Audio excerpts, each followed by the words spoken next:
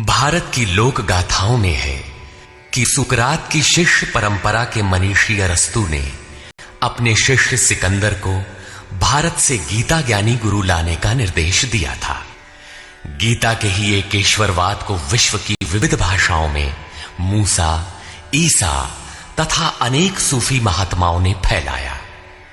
भाषांतर होने से ये पृथक पृथक प्रतीत होते हैं, किंतु सिद्धांत गीता के ही है।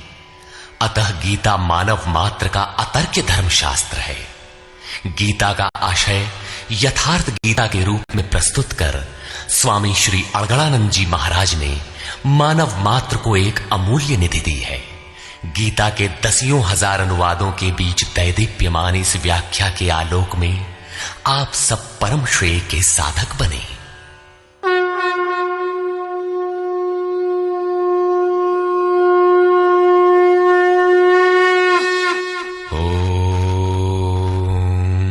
श्री परमात्मने नमः। यथार्थ गीता श्रीमद् भगवत गीता अथ षष्ठोऽध्याय। संसार में धर्म के नाम पर रीति रिवाज, पूजा पद्धतियों, संप्रदायों का बाहुल्य होने पर कुरीतियों का शमन करके एक ईश्वर की स्थापना एवं उसकी प्राप्ति की प्रक्रिया को प्रशस्त करने के लिए किसी महापुरुष का आविर्भाव होता है। क्रियाओं को छोड़कर बैठ जाने और ज्ञानी कहलाने की रूढ़ि कृष्ण काल में अत्यंत व्यापक थी। इसलिए इस अध्याय के प्रारंभ में ही योगेश्वर श्री कृष्ण ने इस प्रश्न को चौथी बार स्वयं उठाया कि ज्ञान योग तथा निष्काम कर्म योग दोनों के अनुसार कर्म करना ही होगा। श्री भगवान वाच।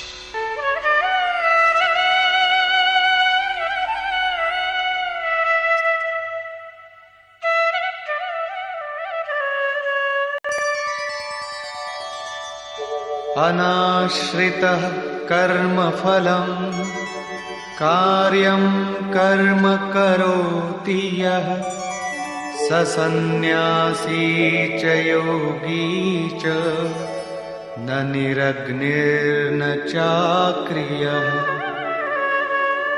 श्री कृष्ण महाराज बोले, अर्जुन, कर्म फल के आश्रय से रहित होकर अर्थात कर्म करते समय किसी प्रकार की कामना न रखते हुए जो कार्यम कर्म करने योग्य प्रक्रिया विशेष को करता है, वही सन्यासी है, वही योगी है।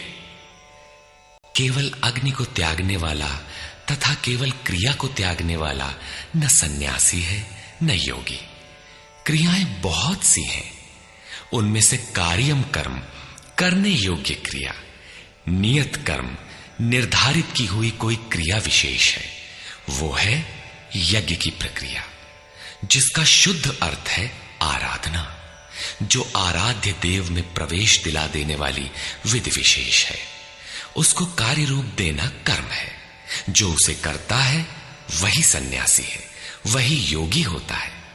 केवल अग्नि को त्यागने वाला कि हम अग्नि नहीं छूते, या कर्म त्यागने वाला कि मेरे लिए कर्म है ही नहीं, मैं तो आत्मज्ञानी हूं, केवल ऐसा कहे और कर्म आरंभ ही न करे, करने योग्य क्रिया विशेष न करे, तो वो न सन्यासी है न योगी।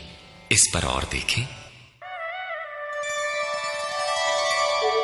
यम सन्न्यासमिति प्राहुः योगं तं विद्धि पांडव नह्य सन्न्यस्त संकल्पो योगी भवति कश्चन। अर्जुन, जिसे सन्यास ऐसा कहते हैं उसी को तू योग जान, क्योंकि संकल्पों का त्याग किए बिना कोई भी पुरुष योगी नहीं होता। अर्थात कामनाओं का त्याग दोनों ही मार्गियों के लिए आवश्यक है। तब तो सरल है कि कह दे कि हम संकल्प नहीं करते और हो गए योगी सन्यासी। श्री कृष्ण कहते हैं ऐसा कदापि नहीं है। आरुरुक्षोर्मुनेर्योगं कर्म कारणमुच्यते योगारूढस्य तस्यैव शमः कारणमुच्यते। योग पर आरूढ़ होने की इच्छा वाले मननशील पुरुष के लिए योग की प्राप्ति में कर्म करना ही कारण है, और योग का अनुष्ठान करते करते जब वो परिणाम देने की अवस्था में आ जाए, उस योगारूढ़ता में शमः कारणम उच्यते, संपूर्ण संकल्पों का अभाव कारण है। इससे पहले संकल्प पिंड नहीं छोड़ते। और यदा हिनेन्द्रियार्थेषु न कर्मस्वनुषज्यते सर्वसंकल्पसन्न्यासी योगारूढ़स्तदोच्यते। जिस काल में पुरुष न तो इंद्रियों के भोगों में आसक्त होता है और न कर्मों में ही आसक्त है, योग की परिपक्वावस्था में पहुंच जाने पर आगे कर्म करके ढूंढने किसे। अतः नियत कर्म आराधना की आवश्यकता नहीं रह जाती, इसलिए वो कर्मों में भी आसक्त नहीं है। उस काल में सर्व संकल्प सन्यासी, सर्व संकल्पों का अभाव है, वही सन्यास है, वही योगारूढ़ता है। रास्ते में सन्यास नाम की कोई वस्तु नहीं है। इस योगारूढ़ता से लाभ क्या है? उद्धरेदात्मनात्मानं नात्मानमवसादयेत् आत्मैव ह्यात्मनो बन्धु आत्मैव रिपुरात्मनः। अर्जुन, मनुष्य को चाहिए कि अपने द्वारा अपना उद्धार करे, अपने आत्मा को अधोगति में न पहुंचावे, क्योंकि वो जीवात्मा स्वयं ही अपना मित्र है और यही अपना शत्रु भी है। कब ये शत्रु होता है और कब मित्र, इस पर कहते हैं बन्धुरात्मात्मनस्तस्य येनात्मैवात्मना जितः अनात्मनस्तु शत्रुत्वे वर्तेतात्मैव शत्रुवत्। जिस जीवात्मा द्वारा मन और इंद्रियों सहित शरीर जीता हुआ है, उसके लिए उसी का जीवात्मा मित्र है, और जिसके द्वारा मन और इंद्रियां सहित शरीर नहीं जीता गया है, उसके लिए वो स्वयं शत्रुता में बरतता है।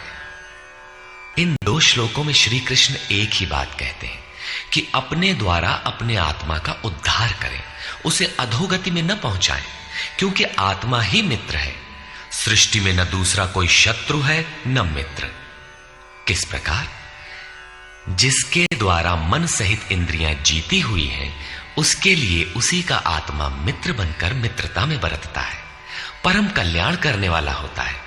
और जिसके द्वारा मन सहित इंद्रियां नहीं जीती गई हैं, उसके लिए उसी का आत्मा शत्रु बनकर शत्रु में बरतता है, नीच योनियों और यातनाओं की ओर ले जाता है। प्रायः लोग कहते हैं मैं तो आत्मा हूं। गीता में लिखा है, न इसे शस्त्र काट सकता है, न अग्नि जला सकता है, न वायु सुखा सकता है। ये नित्य है, अमृत स्वरूप है, न बदलने वाला है, शाश्वत है, और वो आत्मा मुझ में है ही। वे गीता की इन पंक्तियों पर ध्यान नहीं देते कि आत्मा अधोगति में भी जाता है, आत्मा का उद्धार भी होता है, जिसके लिए कार्यम कर्म करने योग्य प्रक्रिया बताई गई है। अब अनुकूल आत्मा के लक्षण देखें।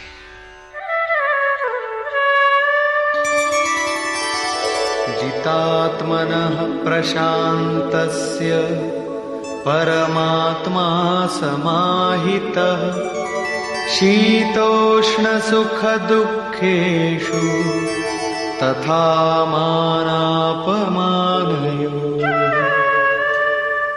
सर्दी गर्मी, सुख दुख और मान अपमान में जिसके अंतःकरण की वृत्तियां भली प्रकार शांत हैं, ऐसे स्वाधीन आत्मा वाले पुरुष में परमात्मा सदैव स्थित है, कभी विलग नहीं होता।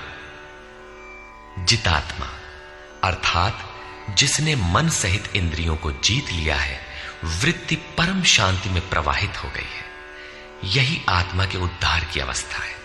आगे कहते हैं, ज्ञान विज्ञान तृप्तात्मा कूटस्थो विजितेन्द्रियः युक्त इत्युच्यते योगी समलोष्टाश्मकाञ्चनः। जिसका अंतःकरण ज्ञान विज्ञान से तृप्त है, जिसकी स्थिति अचल स्थिर और विकार रहित है, जिसने इंद्रियों को विशेष रूप से जीत लिया है, जिसकी दृष्टि में मिट्टी पत्थर और सुवर्ण एक समान है, ऐसा योगी युक्त कहा जाता है। युक्त का अर्थ है योग से संयुक्त। यह योग की पराकाष्ठा है, जिसे योगेश्वर 5वें अध्याय में श्लोक 7 से 12 तक अभिचित्रित कराए हैं।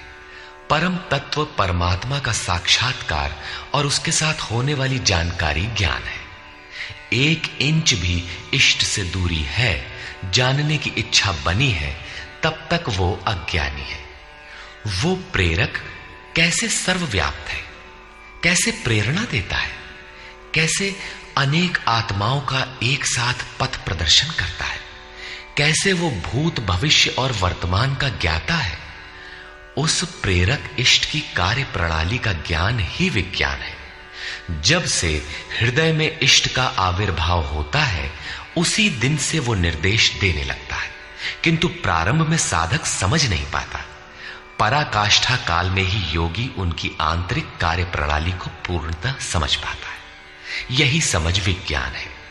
योगारूढ़ अथवा युक्त पुरुष का अंतःकरण ज्ञान विज्ञान से तृप्त रहता है। इसी प्रकार योग युक्त पुरुष की स्थिति का निरूपण करते हुए योगेश्वर श्री कृष्ण पुनः कहते हैं, सुहृन्मित्रार्युदासीन मध्यस्थद्वेष्य बन्धुषु साधुष्वपि च पापेषु समबुद्धिर्विशिष्यते। प्राप्ति के पश्चात महापुरुष समदर्शी और समवर्ती होता है। जैसे पिछले श्लोक में उन्होंने बताया कि जो पूर्ण ज्ञाता या पंडित है, वो विद्या विनय संपन्न ब्राह्मण में, चांडाल में, गाय कुत्ता हाथी में समान दृष्टि वाला होता है। उसी का पूरक ये श्लोक है। वो हृदय से सहायता करने वाले सहृदय, मित्र, बैरी, उदासीन, द्वेषी, बंधुगणों, धर्मात्मा तथा पापियों में भी समान दृष्टि वाला योग युक्त पुरुष अति श्रेष्ठ है। वो उनके कार्यों पर दृष्टि नहीं डालता, बल्कि उनके भीतर आत्मा के संचार पर ही उसकी दृष्टि पड़ती है। इन सब में वो केवल इतना अंतर देखता है कि कोई कुछ नीचे की सीढ़ी पर खड़ा है तो कोई निर्मलता के समीप, किंतु वो क्षमता सब में है। यहां योग युक्त के लक्षण पुनः दोहराए गए। कोई योग युक्त कैसे बनता है, वो कैसे यज्ञ करता है, यज्ञ स्थली कैसी हो, आसन कैसा हो, उस समय कैसे बैठा जाए, कर्ता के द्वारा पालन किए जाने वाले नियम, आहार विहार, सोने जागने का संयम तथा कर्म पर कैसी चेष्टा हो, इत्यादि बिंदुओं पर योगेश्वर श्री कृष्ण ने अगले 5 श्लोकों में प्रकाश डाला, जिससे आप भी उस यज्ञ को संपन्न कर सके। अध्याय 3 में उन्होंने यज्ञ का नाम लिया और बताया कि यज्ञ की प्रक्रिया ही वो नियत कर्म है। अध्याय 4 में उन्होंने यज्ञ का स्वरूप विस्तार से बताया, जिसमें प्राण का अपान में हवन, अपान का प्राण में हवन, प्राण अपान की गति रोककर मन का निरोध इत्यादि किया जाता है। सब मिलाकर यज्ञ का शुद्ध अर्थ है आराधना, तथा उस आराध्य देव तक की दूरी तय कराने वाली प्रक्रिया, जिस पर 5वें अध्याय में भी कहा। किंतु उसके लिए आसन, भूमि, करने की विधि इत्यादि का चित्रण शेष था। उसी पर योगेश्वर श्री कृष्ण यहां प्रकाश डालते हैं। योगी युञ्जीत सततम् आत्मानं रहसि स्थितः एकाकीयत चित्तात्मा निराशीर परिग्रह। चित्त को जीतने में लगा हुआ योगी मन, इंद्रियों और शरीर को वश में रखकर वासना और संग्रह रहित होकर एकांत स्थान में अकेले ही चित्त को आत्मोपलब्धि कराने वाली योग क्रिया में लगावे। उसके लिए स्थान कैसा हो, आसन कैसा रहे? शुचौ देशे प्रतिष्ठाप्य स्थिरमासनमात्मनः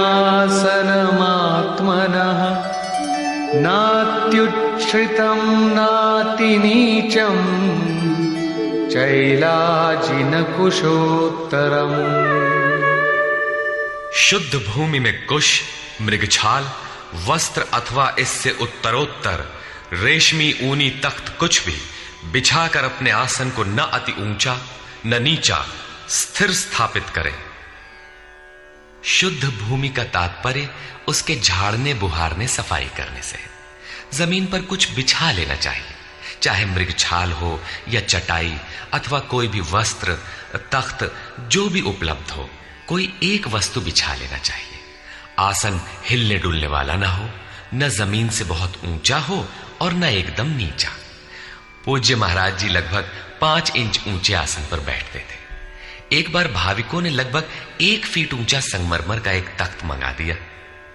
महाराज जी एक दिन तो बैठे, फिर बोले, नहीं हो, बहुत ऊंचा हो गया, ऊंचे नहीं बैठे के चाही साधु के, अभिमान हो ही जावा करत है। नीचे हूं न बैठे के चाही, हीनता आवत है, अपने से घृणा आवत है। बस उसको उठवाया और जंगल में एक बगीचा था, वहां रखवा दिया। वहां न कभी महाराज जाते थे और न अब ही कोई जाता है। ये था उन महापुरुष का क्रियात्मक शिक्षण। इसी प्रकार साधक के लिए भी बहुत ऊंचा आसन नहीं होना चाहिए, नहीं तो भजन पूर्ति बाद में होगी, अहंकार पहले चढ़ बैठेगा। इसके पश्चात तत्रैकाग्रं मनः कृत्वा यत चित्तेन्द्रियक्रियः उपविश्यासने युञ्जात् योगमात्मविशुद्धये। उस आसन पर बैठकर ही ध्यान करने का विधान है। मन को एकाग्र करके चित्त और इंद्रियों को, क्रियाओं को वश में रखते हुए अंतःकरण की शुद्धि के लिए योगाभ्यास करें। अब बैठने का तरीका बताते हैं। समंकाय शिरो ग्रीवं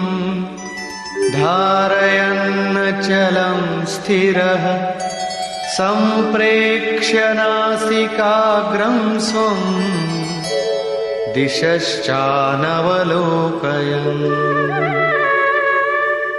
शरीर, गर्दन और सिर को सीधा, अचल, स्थिर करके जैसे कोई पटरी खड़ी कर दी गई हो, इस प्रकार सीधा दृढ़ होकर बैठ जाए और अपनी नासिका के अग्रभाग को देखकर, नासिका की नोक देखते रहने का निर्देश नहीं है, बल्कि सीधे बैठने पर नाक के सामने जहां दृष्टि पड़ती है वहां दृष्टि रहे। दाहिने बाएं देखते रहने की चंचलता न रहे। अन्य दिशाओं को न देखता हुआ स्थिर होकर बैठे और प्रशांतात्मा विगतभीः ब्रह्मचारि व्रते स्थितः मनः संयम्य मच्चित्तो युक्त आसीत मत्परः। ब्रह्मचर्य व्रत में स्थित होकर। प्रायः लोग कहते हैं कि जननेंद्रिय का संयम ब्रह्मचर्य है, किंतु महापुरुषों की अनुभूति है कि मन से विषयों का स्मरण करके, आंखों से वैसे दृश्य देखकर, त्वचा से स्पर्श कर, कानों से विषयोत्तेजक शब्द सुनकर जननेंद्रिय संयम संभव नहीं है। ब्रह्मचारी का वास्तविक अर्थ है ब्रह्म आचरति स ब्रह्मचारी। ब्रह्म का आचरण है नियत कर्म, यज्ञ की प्रक्रिया, जिसे करने वाले यान्ति ब्रह्म सनातनम, सनातन ब्रह्म में प्रवेश पा जाते हैं। इसे करते समय स्पर्शान कृत्वा बहिर्बाह्यान, बाहर के स्पर्श, मन और सभी इंद्रियों के स्पर्श बाहर ही त्याग कर चित्त को ब्रह्म चिंतन में, श्वास प्रश्वास में, ध्यान में लगाना है। मन ब्रह्म में लगा है तो बाह्य स्मरण कौन करे? यदि बाह्य स्मरण होता है तो अभी मन लगा कहां? विकार शरीर पर नहीं, मन की तरंगों में रहता है। मन ब्रह्माचरण में लगा है तो जननेन्द्रिय संयम ही नहीं, सकलेंद्रिय संयम तक स्वाभाविक हो जाता है। अतः ब्रह्म के आचरण में स्थित रहकर भय रहित और अच्छी प्रकार शांत अंतःकरण वाला मन को संयत रखते हुए मुझ में लगे हुए चित्त से युक्त मेरे परायण होकर स्थित हो। ऐसा करने का परिणाम क्या होगा?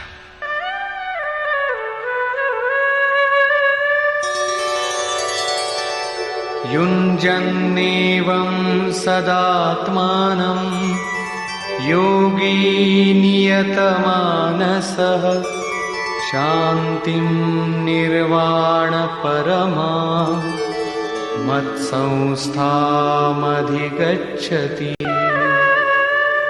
इस प्रकार अपने आप को निरंतर उसी चिंतन में लगाता हुआ संयत मन वाला योगी मेरे में स्थित रूपी पराकाष्ठा वाली शांति को प्राप्त होता है। इसलिए अपने को निरंतर कर्म में लगाए। यहां यह प्रश्न पूर्ण प्राय है। अगले 2 श्लोकों में वे बताते हैं कि परमानंद वाली शांति के लिए शारीरिक संयम, युक्ताहार, विहार भी आवश्यक है। नात्यश्नतस्तु योगोऽस्ति न चैकान्तमनश्नतः न चाति स्वप्नशीलस्य जाग्रतो नैव चार्जुन। अर्जुन, ये योग न तो बहुत खाने वाले का सिद्ध होता है और न बिल्कुल न खाने वाले का सिद्ध होता है, न अत्यंत सोने वाले का और न अत्यंत जागने वाले का ही सिद्ध होता है। तब किसका सिद्ध होता है? युक्ताहार विहारस्य युक्तचेष्टस्य कर्मसु युक्तस्वप्नावबोधस्य योगो भवति दुःखः।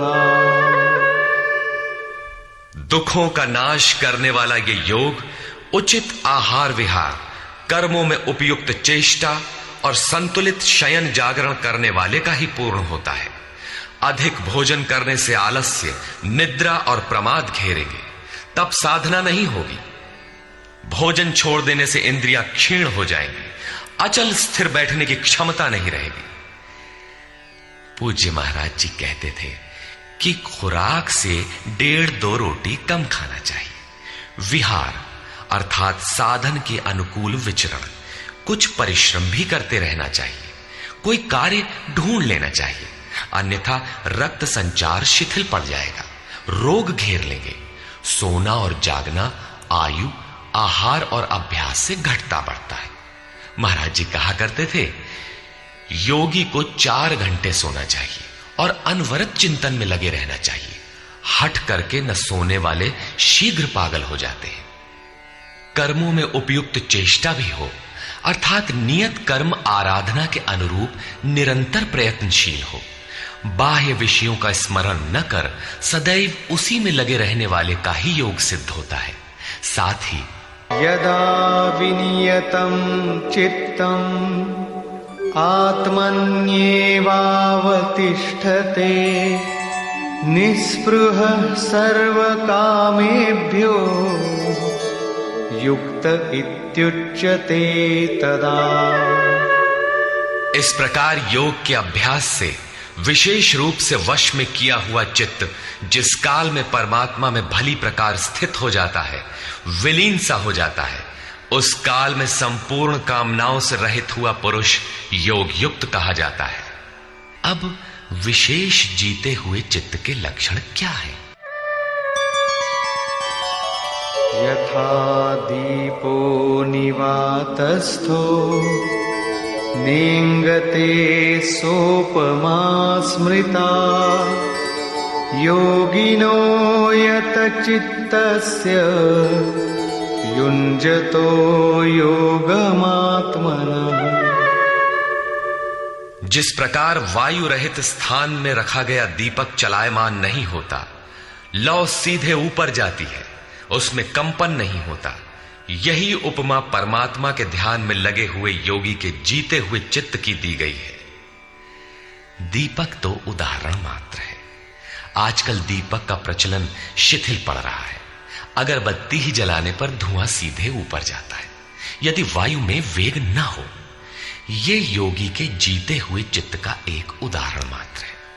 अभी चित्त भले ही जीता गया है, निरोध हो गया है, किंतु अभी चित्त है। जब निरुद्ध चित्त का भी विलय हो जाता है तब कौन सी विभूति मिलती है, देखें। यत्रो परमते चित्तम निरुद्धं योग सेवया यत्र चैवात्मनात्मानं पश्यन्नात्मनि तुष्यति। जिस अवस्था में योग के अभ्यास से बिना अभ्यास के कभी निरोध नहीं होगा, अतः योग अभ्यास से निरुद्ध हुआ चित्त भी उपराम हो जाता है, विलय हो जाता है, मिट जाता है। उस अवस्था में आत्मना, अपनी आत्मा के द्वारा, आत्मानम, परमात्मा को देखता हुआ, आत्मनि एव, अपने आत्मा में ही संतुष्ट अपनी ही आत्मा से होता है। क्योंकि प्राप्ति काल में तो परमात्मा का साक्षात्कार होता है, किंतु दूसरे ही क्षण वो अपने ही आत्मा को उन शाश्वत ईश्वरीय विभूतियों से ओतप्रोत पाता है। ब्रह्म अजर, अमर, शाश्वत, अव्यक्त और अमृत स्वरूप है। तो इधर आत्मा भी अजर, अमर, शाश्वत, अव्यक्त और अमृत स्वरूप है तो, किंतु अचिंत्य भी है। जब तक चित्त और चित्त की लहर है तब तक वो आपके उपभोग के लिए नहीं है। चित्त का निरोध और निरुद्ध चित्त के विलय काल में परमात्मा का साक्षात्कार होता है और दर्शन के ठीक दूसरे क्षण उन्हीं ईश्वरीय गुण धर्मों से युक्त ही अपने आत्मा को पाता है। इसलिए वो अपने ही आत्मा में संतुष्ट होता है। यही उसका स्वरूप है, यही पराकाष्ठा है। इसी का पूरक अगला श्लोक देखें।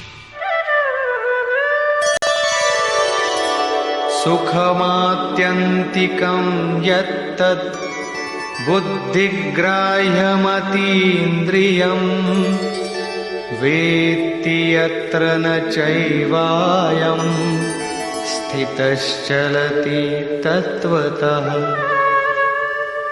तथा इंद्रियों से अतीत केवल शुद्ध हुई सूक्ष्म बुद्धि द्वारा ग्रहण करने योग्य जो अनंत आनंद है, उसको जिस अवस्था में अनुभव करता है और जिस अवस्था में स्थित हुआ योगी भगवत स्वरूप को तत्व से जानकर चलायमान नहीं होता, सदैव उसी में प्रतिष्ठित रहता है।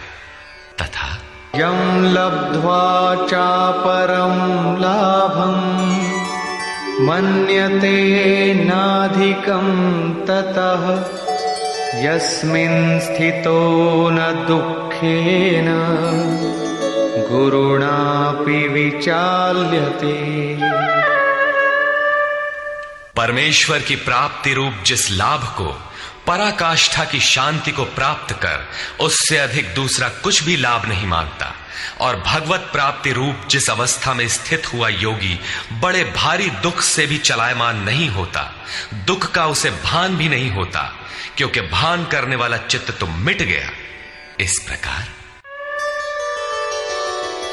तम विद्या दुख संयोग वियोगम योग संगीतम सनिश्चयेन योक्तव्यो योगो निर्विण्ण चेतसा।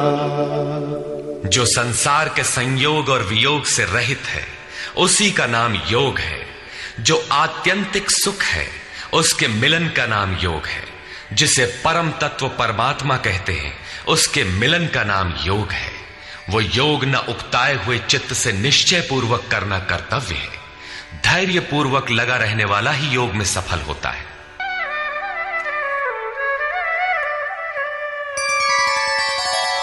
संकल्प प्रभवान कामान त्यक्त्वा सर्वान् शेषतः मनसैवेन्द्रियग्रामं विनियम्य समन्ततः। इसलिए मनुष्य को चाहिए कि संकल्प से उत्पन्न होने वाली संपूर्ण कामनाओं को वासना और आसक्ति सहित सर्वथा त्याग कर मन के द्वारा इंद्रियों के समुदाय को सब ओर से अच्छी प्रकार वश में करके शनैः शनैरुपरमेद् बुद्ध्या धृतिगृहीतया आत्मसंस्थं मनः कृत्वा न किंचिदपि चिंतयेत्। क्रम क्रम से अभ्यास करता हुआ उपरामता को प्राप्त हो जाए, चित्त का निरोध और क्रमशः विलय हो जाए, तदनंतर वो धैर्य युक्त बुद्धि द्वारा मन को परमात्मा में स्थित करके अन्य कुछ भी चिंतन न करे। निरंतर लगकर पाने का विधान है, किंतु आरंभ में मन लगता नहीं। इस पर योगेश्वर कहते हैं,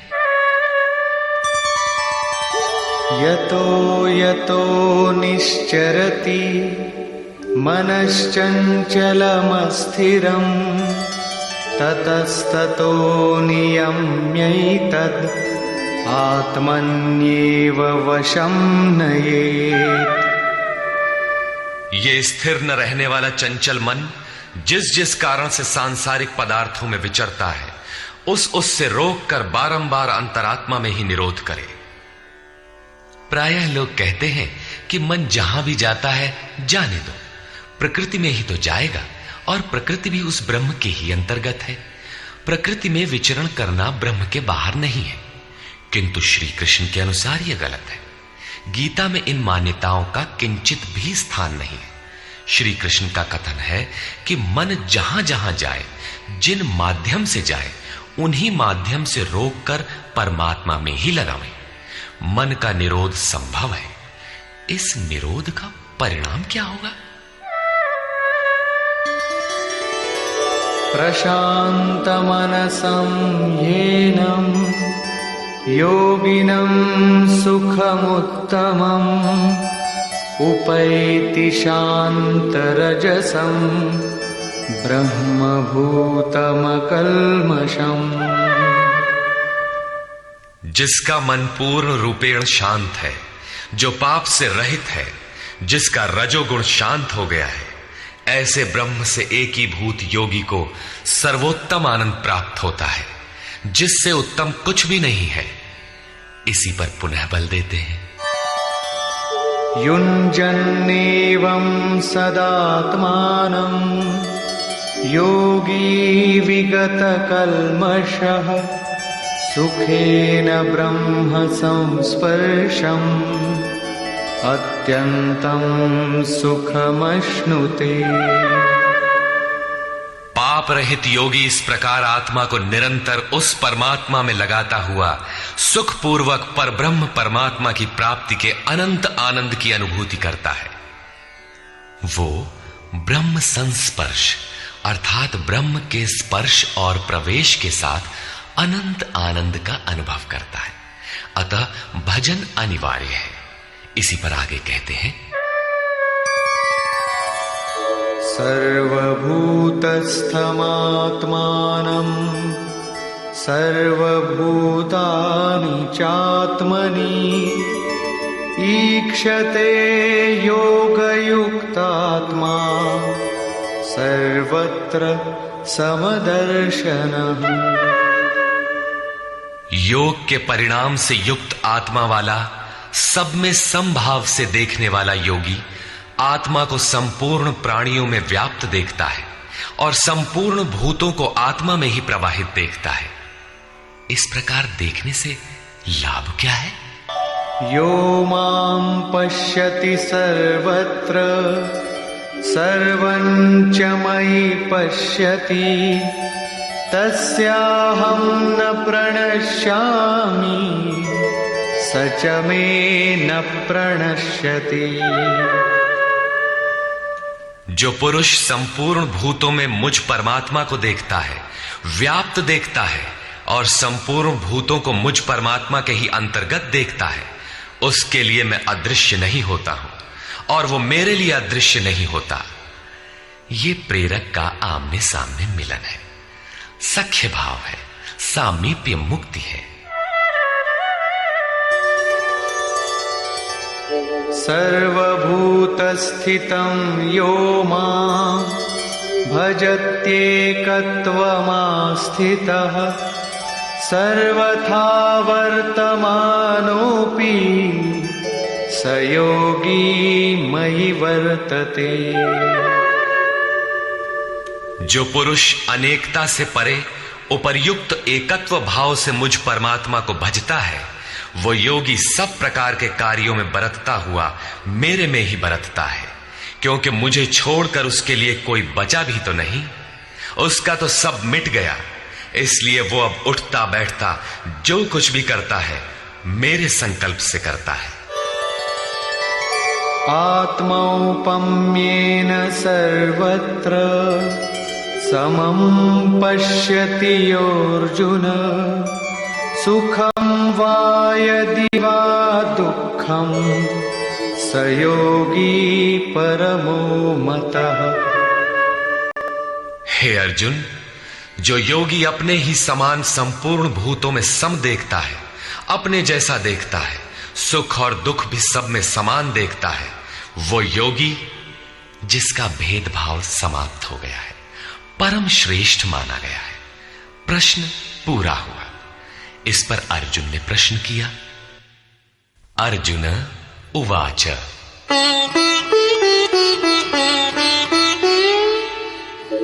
योऽयं योगस्त्वया प्रोक्तः साम्येन मधुसूदन एतस्याहं न पश्यामि चञ्चलत्वात् स्थितिं स्थिराम्। हे मधुसूदन, ये योग जो आप पहले बता आए हैं, जिससे समत्व भाव दृष्टि मिलती है, मन के चंचल होने से बहुत समय तक इसमें ठहरने वाली स्थिति में मैं अपने को नहीं देखता। चंचलं हि मनः कृष्ण प्रमाथि बलवदृढम् तस्याहं निग्रहं मन्ये वायोरिव सुदुष्करम्। हे श्री कृष्ण, ये मन बड़ा चंचल है, प्रमथन स्वभाव वाला है, अर्थात दूसरे को मत डालने वाला हठी तथा बलवान है। इसलिए इसे वश में करना मैं वायु की भांति अति दुष्कर मानता हूं। तूफानी हवा और इसको रोकना बराबर है। इस पर योगेश्वर श्री कृष्ण कहते हैं, श्री भगवान उवाच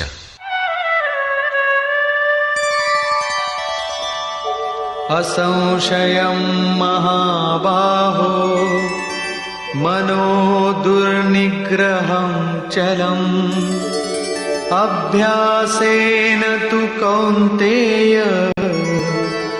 वैराग्येण च गृह्यते। महान कार्य करने के लिए प्रयत्नशील अर्थात महाबाहु अर्जुन, निसंदेह मन चंचल है, बड़ी कठिनाई से वश में होने वाला है, परंतु कौन्तेय यह अभ्यास और वैराग्य के द्वारा वश में होता है।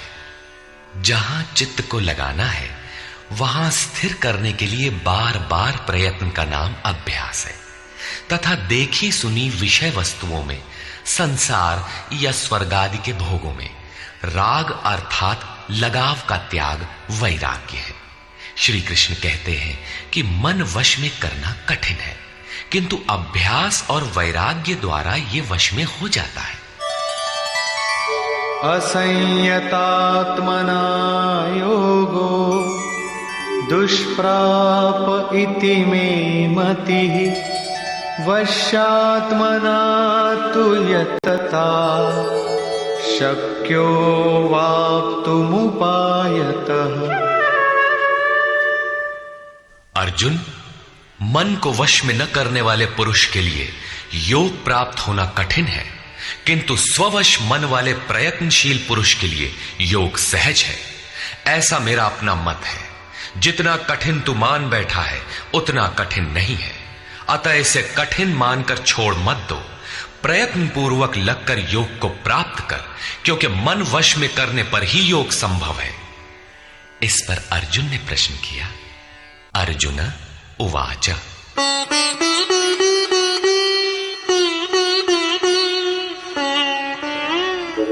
अयति श्रद्धयोपेतो योगाच्चलितमानसः अप्राप्य योगसंसिद्धिं कां गतिं कृष्ण गच्छति। योग करते करते यदि किसी का मन चलायमान हो जाए, यद्यपि अभी योग में उसको श्रद्धा है ही, तो ऐसा पुरुष भगवत सिद्धि को प्राप्त न होकर किस गति को पाता है? कच्चिन्नो भय विभ्रष्टः छिन्नाभ्रमिव नश्यति अप्रतिष्ठो महाबाहो विमूढ़ो ब्रह्मणः पथि। महाबाहु श्री कृष्ण, भगवत प्राप्ति के मार्ग से विचलित हुआ वो मोहित पुरुष छिन्न भिन्न बादल की भांति दोनों ओर से नष्ट भ्रष्ट तो नहीं होता। छोटी सी बदली आकाश में छाए तो वो न बरस पाती है, न लौटकर मेघों से ही मिल पाती है, बल्कि हवा के झोंकों से देखते देखते नष्ट प्राय हो जाती है। उसी प्रकार शिथिल प्रयत्न वाला, कुछ काल तक साधन करके स्थगित करने वाला नष्ट तो नहीं हो जाता।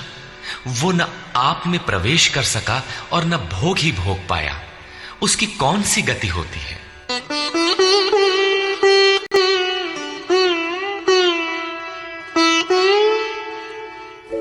एतन्मे संशयं कृष्ण छेत्तुमर्हस्य शेषतः त्वदन्यः संशयस्यास्य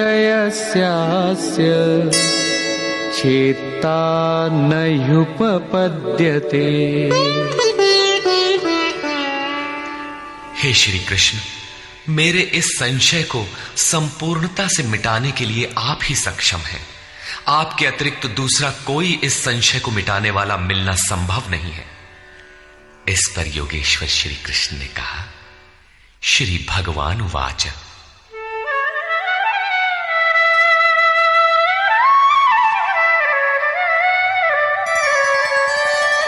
पार्थ नैवेह नामुत्र विनाशस्तस्य विद्यते न हि कल्याणकृत् कश्चित् दुर्गतिं तात गच्छति।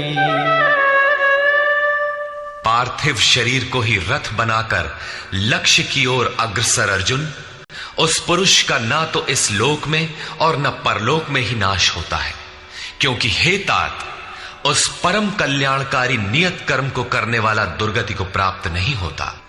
उसका होता क्या है? प्राप्य पुण्यकृतान् लोकान् उषित्वा शाश्वती समाः शुचीनां श्रीमतां गेहि योगभ्रष्टोऽभिजायते।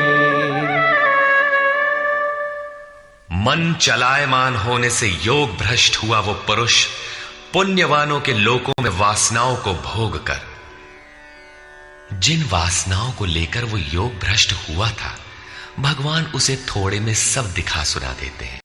उन्हें भोग कर वो शुचि नाम श्रीमताम, शुद्ध आचरण वाले श्रीमान पुरुषों के घर में जन्म लेता है। जो शुद्ध आचरण वाले हैं वही श्रीमान है। अथवा योगिनामेव कुले भवति धीमताम् एतद्धि दुर्लभतरम् लोके जन्म यदीदृशम्। अथवा वहां जन्म न मिलने पर भी स्थिर बुद्धि योगियों के कुल में वो प्रवेश पा जाता है। श्रीमानों के घर में पवित्र संस्कार बचपन से ही मिलने लगते हैं, किंतु वहां जन्म न हो पाने पर वो योगियों के कुल में, घर में नहीं, शिष्य परंपरा में प्रवेश पा जाता है। कबीर, तुलसी, रैदास, वाल्मीकि इत्यादि को शुद्ध आचरण और श्रीमानों का घर नहीं, योगियों के कुल में प्रवेश मिला। सद्गुरु के कुल में संस्कारों का परिवर्तन भी एक जन्म है, और ऐसा जन्म संसार में निसंदेह अति दुर्लभ है। योगियों के यहां जन्म का अर्थ उनके शरीर से पुत्र रूप में उत्पन्न होना नहीं है। गृह त्याग से पूर्व पैदा होने वाले लड़के मोहवश महापुरुष को भी भले ही पिता मानते रहे, किंतु महापुरुष के लिए घर वालों के नाम पर कोई नहीं होता। जो शिष्य उनकी मर्यादाओं का अनुष्ठान करते हैं, उनका महत्व लड़कों से कई गुना अधिक मानते हैं, वही उनके सच्चे पुत्र हैं। जो योग के संस्कारों से युक्त नहीं है, उन्हें महापुरुष नहीं अपनाते। पूज्य महाराज जी यदि साधु बनाते तो हजारों विरक्त उनके शिष्य होते, किंतु उन्होंने किसी को किराया भाड़ा देकर, किसी के घर सूचना भेजकर, पत्र भेजकर, समझा बुझाकर सबको उनके घर लौटा दिया। बहुत लोग हठ करने लगे तो उन्हें अपशकुन हो, भीतर से मना हो कि इसमें साधु बनने के एक भी लक्षण नहीं है, इसे रखने में भलाई नहीं है, ये पार नहीं होगा। निराश होकर दो एक ने पहाड़ से गिरकर अपनी जान भी दे दी, किंतु महाराज जी ने उन्हें अपने यहां नहीं रखा। बाद में पता चलने पर बोले, जानत रहूं कि बड़ा विकल है, लेकिन ये सोचते है कि सचहूं के मरी जाए तो रख ही लेते, एक ठो पतितय राहत और का हो। ममत्व उनमें भी विकट था, फिर भी नहीं रखा।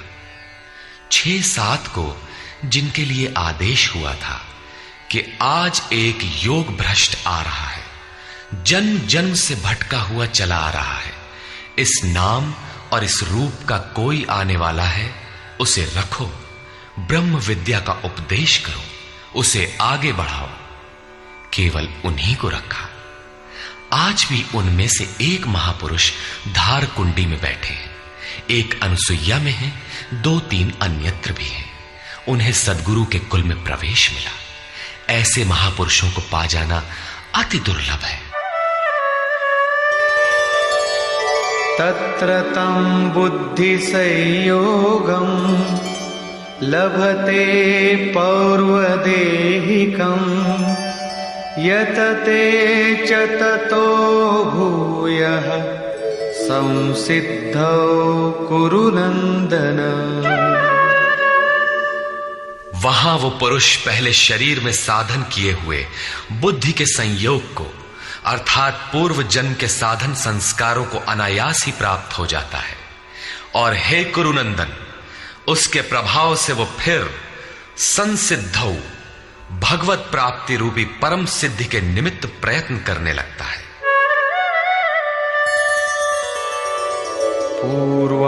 पूर्वाभ्यासेन तेनैव ह्रियते ह्यवशोऽपि सः जिज्ञासुरपि योगस्य शब्द ब्रह्माति वर्तते।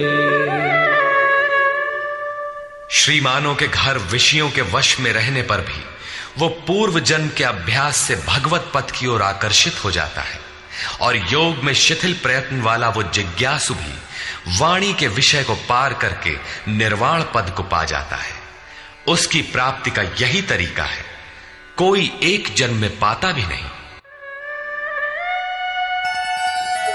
प्रयत्नाद्यतमानस्तु योगी संशुद्ध किल्बिषः अनेक जन्म संसिद्धः ततो याति परां गतिम्।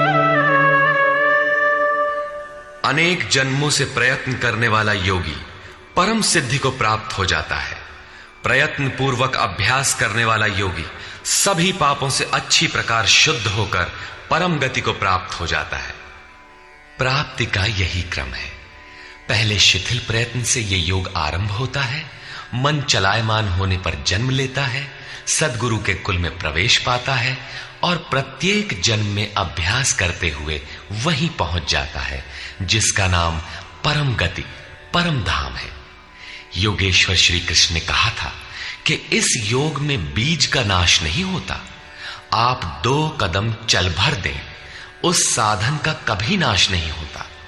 हर परिस्थिति में रहते हुए पुरुष ऐसा कर सकता है, कारण कि थोड़ा साधन तो परिस्थितियों में घिरने वाला व्यक्ति ही कर पाता है, क्योंकि उसके पास समय नहीं है। आप काले हो, गोरे हो अथवा कहीं के हो, गीता सबके लिए है, आपके लिए भी है, बशर्ते आप मनुष्य हो। उत्कट प्रयत्न वाला चाहे जो हो, किंतु शिथिल प्रयत्न वाला गृहस्थ ही होता है। गीता गृहस्थ, विरक्त, शिक्षित, अशिक्षित, सर्वसाधारण मनुष्य मात्र के लिए है, किसी साधु नामक विचित्र प्राणी के लिए ही नहीं। अंत में योगेश्वर श्री कृष्ण निर्णय देते हैं, तपस्विभ्योऽधिको योगी ज्ञानिभ्योऽपि मतोऽधिकः कर्मिभ्यश्चाधिको योगी तस्माद् योगी भवार्जुन। तपस्वियों से योगी श्रेष्ठ है, ज्ञानियों से भी श्रेष्ठ माना गया है, कर्मियों से भी योगी श्रेष्ठ है, इसलिए अर्जुन तू योगी बन। तपस्वी अभी योग को ढालने में प्रयत्नशील है, कर्मी केवल कर्म जानकर करता भर है। ये गिर भी सकते हैं, क्योंकि न इन दोनों में समर्पण है और न अपना हानि लाभ देखने की क्षमता। किंतु ज्ञानी योग की परिस्थितियों को जानता है, अपनी शक्ति समझता है, उसकी जिम्मेदारी उसी पर है, और निष्काम कर्म योगी तो इष्ट के ऊपर अपने को फेंक चुका है, वो इष्ट संभालेगा। परम कल्याण के पथ पर ये दोनों ठीक चलते हैं, किंतु जिसका भार वो इष्ट संभालता है वो इन सब में श्रेष्ठ है, क्योंकि प्रभु ने उसे ग्रहण कर लिया है। उसका हानि लाभ वो प्रभु देखता है, इसलिए योगी श्रेष्ठ है। इसलिए अर्जुन तू योगी बन, समर्पण के साथ योग का आचरण कर। योगी श्रेष्ठ है, किंतु उनसे भी वो योगी सर्वश्रेष्ठ है जो अंतरात्मा से लगता है। इसी पर कहते हैं, योगिनामपि सर्वेषां मद्गतेनान्तरात्मना श्रद्धावान् भजते यो मां समे युक्ततमो मतः। संपूर्ण निष्काम कर्म योगियों में भी जो श्रद्धा विभोर होकर अंतरात्मा से, अंतर चिंतन से मुझे निरंतर भजता है, वो योगी मुझे परम श्रेष्ठ मान्य है। भजन दिखावे या प्रदर्शन की वस्तु नहीं है, इससे समाज भले ही अनुकूल हो किंतु प्रभु प्रतिकूल हो जाते हैं। भजन अत्यंत गोपनीय है, वो अंतःकरण से होता है, उसका उतार चढ़ाव अंतःकरण के ऊपर है। निष्कर्ष, इस अध्याय के आरंभ में योगेश्वर श्री कृष्ण ने कहा कि फल के आश्रय से रहित होकर जो कार्यम कर्म अर्थात करने योग्य प्रक्रिया विशेष का आचरण करता है वही सन्यासी है, और उसी कर्म को करने वाला ही योगी है। केवल क्रियाओं अथवा अग्नि को त्यागने वाला योगी अथवा सन्यासी नहीं होता। संकल्पों का त्याग किए बिना कोई भी पुरुष सन्यासी अथवा योगी नहीं होता। हम संकल्प नहीं करते, ऐसा कह देने मात्र से संकल्प पिंड नहीं छोड़ते। योग में आरूढ़ होने की इच्छा वाले पुरुष को चाहिए कि कार्यम कर्म करे, और करते करते योगारूढ़ हो जाने पर सर्व संकल्पों का अभाव होता है, इसके पूर्व नहीं। सर्व संकल्पों का अभाव ही सन्यास है। योगेश्वर ने पुनः बताया कि आत्मा अधोगति में जाता है और उसका उद्धार भी होता है। जिस पुरुष द्वारा मन सहित इंद्रियां जीत ली गई हैं, उसका आत्मा उसके लिए मित्र बनकर मित्रता में बरतता है तथा परम कल्याण करने वाला होता है। जिसके द्वारा ये नहीं जीती गई, उसके लिए उसी का आत्मा शत्रु बनकर शत्रुता में बरतता है, यातनाओं का कारण बनता है। अतः मनुष्य को चाहिए कि अपने आत्मा को अधोगति में न पहुंचावे, अपने द्वारा अपनी आत्मा का उद्धार करे। उन्होंने प्राप्ति वाले योगी की रहनी बताई। यज्ञ स्थली, बैठने का आसन तथा बैठने के तरीके पर उन्होंने कहा कि स्थान एकांत और स्वच्छ हो, वस्त्र मृग चर्म अथवा कुश की चटाई में से कोई एक आसन हो। कर्म के अनुरूप चेष्टा, युक्ताहार विहार, सोने जागने के संयम पर उन्होंने बल दिया। योगी के निरुद्ध चित्त की उपमा उन्होंने वायु रहित स्थान में दीपक की अकंपित लौ से दी, और इस प्रकार उस निरुद्ध चित्त का भी जब विलय हो जाता है, उस समय वह योग की पराकाष्ठा अनंत आनंद को प्राप्त होता है। संसार के संयोग वियोग से रहित अनंत सुख का नाम योग है। योग का अर्थ है उससे मिलन। जो योगी इसमें प्रवेश पा जाता है, वह संपूर्ण भूतों में समदृष्टि वाला हो जाता है।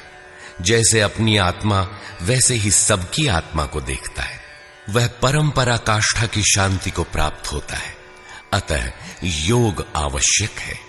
मन जहां जहां जाए वहां वहां से घसीटकर बारंबार इसका निरोध करना चाहिए।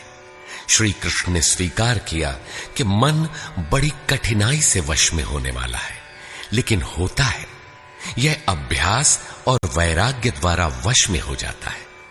शिथिल प्रयत्न वाला व्यक्ति भी अनेक जन्म के अभ्यास से वहीं पहुंच जाता है जिसका नाम परम गति अथवा परम धाम है।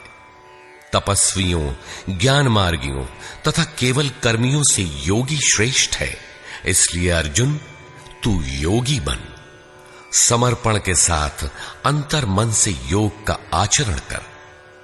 प्रस्तुत अध्याय में योगेश्वर श्री कृष्ण ने प्रमुख रूप से योग की प्राप्ति के लिए अभ्यास पर बल दिया है।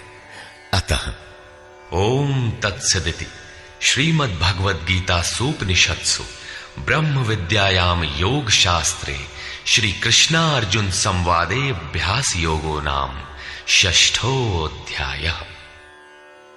इस प्रकार स्वामी अड़गड़ानंद कृत श्रीमद् भगवद गीता के भाष्य यथार्थ गीता का छठा अध्याय पूर्ण होता है। हरि ओम तत्सत।